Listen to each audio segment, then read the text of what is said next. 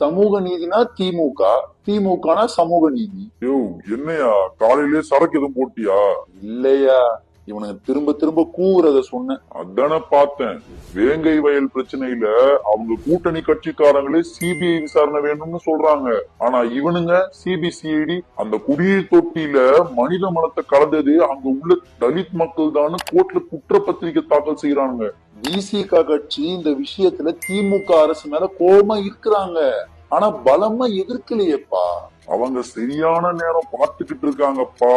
இந்த திமுக நம்ம விட்டு கூட்டணி கட்சி யாரும் போக மாட்டாங்கன்னு மிதப்புல இருக்காங்க.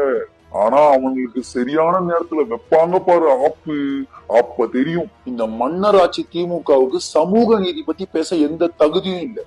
இது மட்டுமா, நாங்குநேரி சம்பவம், புல்லட் ஓட்டுனதுக்காக தலித் இளைஞரின் கையை வெட்டினதுன்னு லிஸ்ட் ரொம்ப பெருசா இருக்கு. எனக்கு தெரிஞ்சு இந்த முறை தலித் சமூக வாக்குகள் திமுகவுக்கு நிச்சயம் கிடைக்காது. அதுல என்னப்பா சந்தேகம்? இவனுங்க ஆட்சியில தலித் சமூகம் பட்ட பாடு சொல்லி மாளாது.